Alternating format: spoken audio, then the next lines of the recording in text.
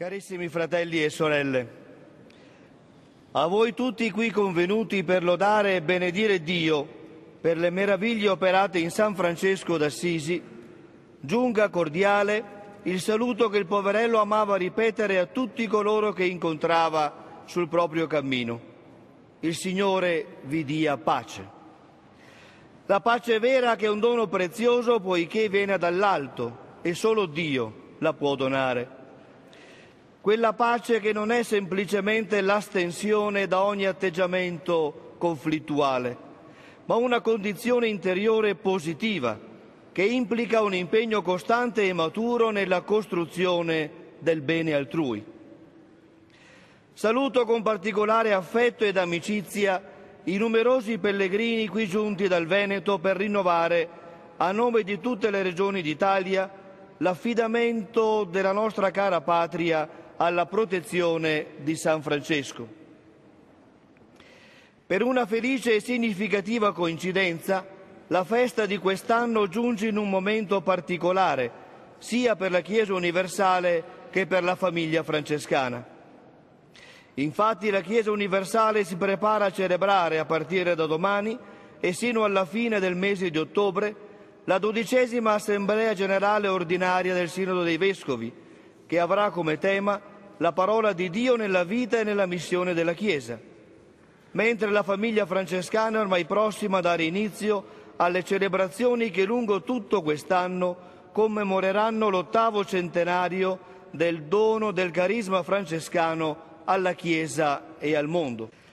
Cogliendo l'invito evangelico a saper leggere con sapienza i segni dei tempi, vogliamo lasciarci interrogare dal dono di grazia che ciascuno di questi due avvenimenti rappresenta per ognuno di noi. L'Assemblea sinodale ci richiama all'importanza fondamentale della parola di Dio nella vita di ogni cristiano.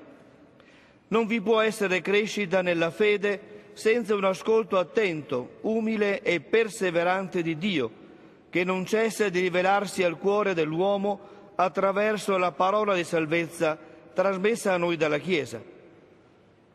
In una società come la nostra, in cui troppo spesso l'uomo è misura di se stesso e delle proprie azioni, il confronto autentico e schietto con la parola di Dio costituisce un indispensabile rimedio che affranca dal rischio dell'autoreferenzialità e rende il cuore capace di ascolto e di incontro. Francesco d'Assisi aveva ben compreso l'importanza e la necessità di attingere costantemente al tesoro delle divine parole scritte, al punto da fare del Vangelo l'unica regola e norma per la vita dei frati minori. Il suo fulgido esempio diventa sprone per ciascuno di noi che ci sforziamo di seguirne le orme e di riproporne la testimonianza evangelica nell'oggi della storia, 800 anni dopo la prima approvazione della regola da parte di Papa Innocenzo III. In un mondo in cui sembra prevalere chi alza più la voce, siamo chiamati ad essere uomini e donne capaci di autentico dialogo.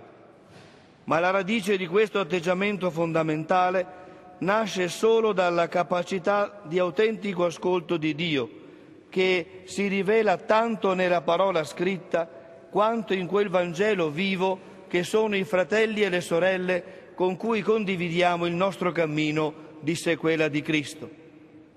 Ecco la testimonianza che la Chiesa e il mondo si aspetta dai figli e dagli amici di San Francesco. Ecco la sfida che c'è innanzi per tradurre l'esperienza del poverello nell'oggi della nostra storia. Cominciamo, fratelli, a servire il Signore Dio, perché finora abbiamo fatto poco o nessun profitto, amava ripetere San Francesco verso la fine della sua vita terrena. Il suo esempio e la sua protezione ci aiutino ad essere buoni ascoltatori ed efficaci annunciatori della parola del Vangelo. E con gioia annuncio che la Regione che il prossimo anno offrirà l'olio per la lampada del patrono d'Italia sarà la Basilicata. Miei cari fratelli e sorelle, il Signore vi dia pace.